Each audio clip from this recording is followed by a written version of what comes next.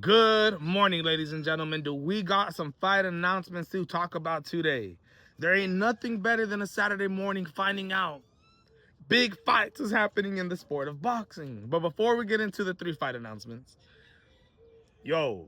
what happened to Shadasia Green last night? My goodness, Shadasia Green got absolutely obliterated by Lonnie Daniels.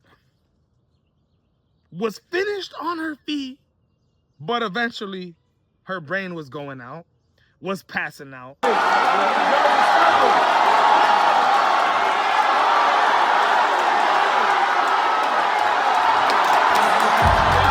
Was stretchered out of the goddamn fight. The co-main event yesterday for Elysium Baumgartner versus Bo. Was stretchered out of the goddamn arena.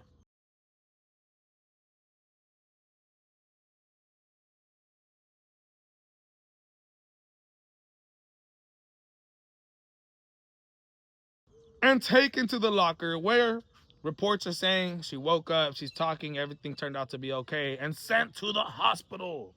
Shadasia Green. My goodness, ladies and gentlemen.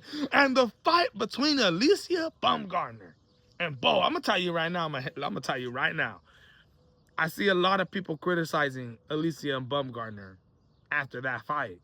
A goddamn war. Well, I'll tell you like this, man. A lot of people criticize Abdullah Mason, too, for the wars that he gets into. But at the end of the day, you got to respect the fact that they're going in there and putting on exciting fights. It takes 2 to tango for Alicia Baumgartner. That girl that she fought, Bo, was a goddamn juggernaut. A juggernaut. With just every type of goddamn perk in her system. A zombie of a woman. She was against Alicia Baumgartner. Alicia still gets the win. Fantastic night. I woke up today and said, let's start to talk about some of these fight announcements, man, because June 6th and June 13th is going to be absolutely ridiculous. Let's talk about June 6th first. We get an all-out flyweight bout between the unified world champion and Ricardo Sandoval, who just became the WBA, WBC flyweight champion of the world, defeating Kenshiro Teraji. A fight that we knew whoever won that fight was going to have to face Galil Yafai.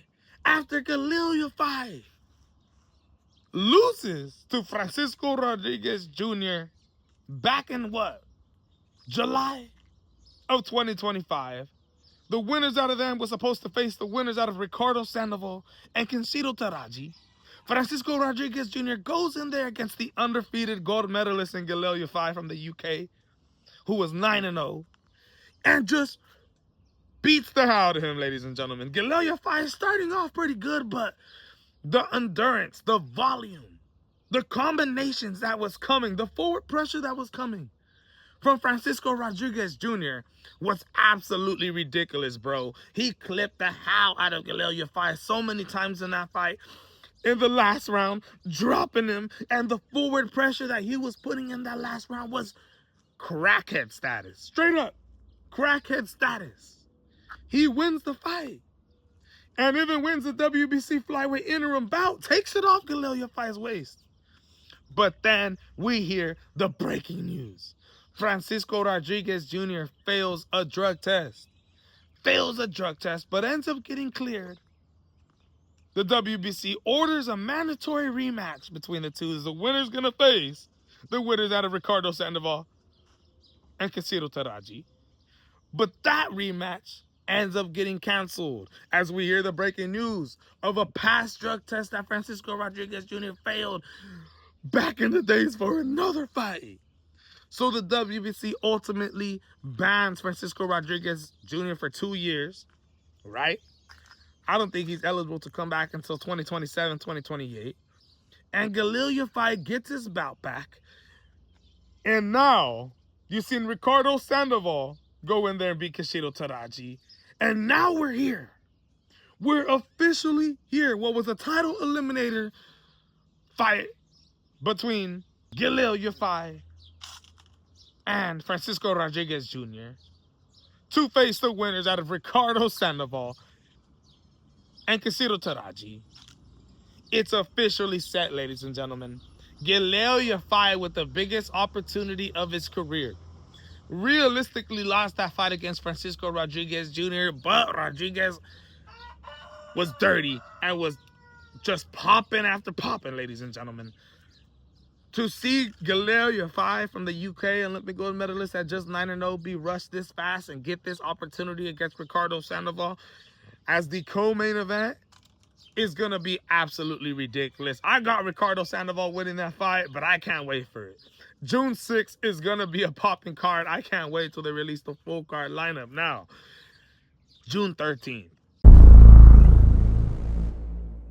Jesse Bam Rodriguez, the WBO, WBC, WBA super flyweight champion of the world, should be undisputed, but Willie Baldo Garcia is out there getting injured, out there too busy to defend his title. Jesse Bam Rodriguez doesn't want to wait, doesn't want to continue waiting for Willie Baldo Garcia.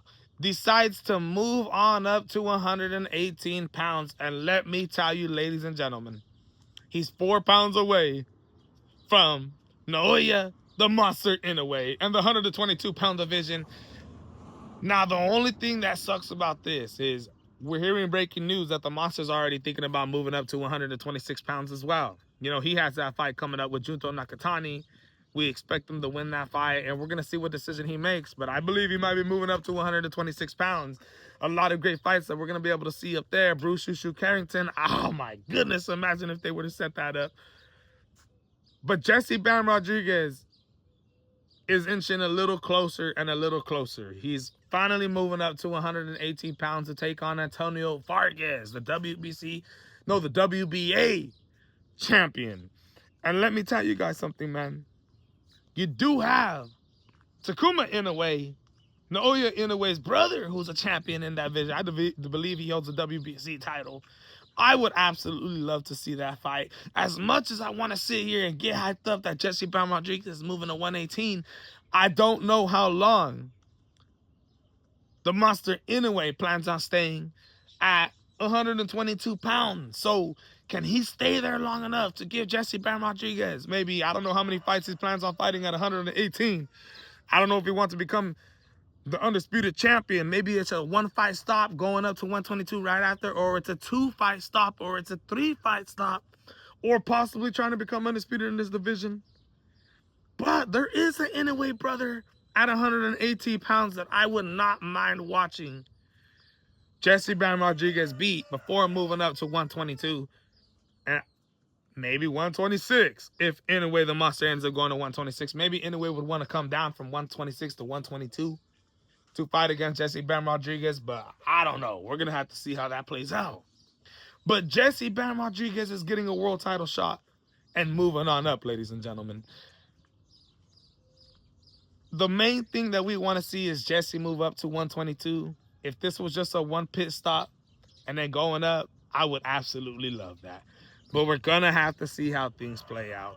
At least we get to see Jesse Bam Rodriguez move up. At least we get to see better and better fights. Let's set up that Takuma Inoue fight. I think it's the right fight to make.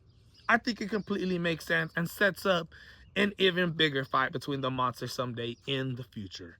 But let me know what you guys think, ladies and gentlemen. We got some absolutely huge fight announcements. Every one of these fights I can't wait for. Ricardo Sandoval versus Galileo fight is going to be exciting as hell. Puello versus Dalton Smith. My goodness, stylistic matchup. This is going to be a great one. And Jesse Bam Rodriguez moving up to 118 pounds to take on Antonio Vargas. Antonio Vargas, man. This dude, we know for sure is going to come to chunk it. It's almost like Fernando Martinez, the last opponent that Jesse fought. But Jesus, what a great fight it's going to be. Let me know what you guys think. I'm out.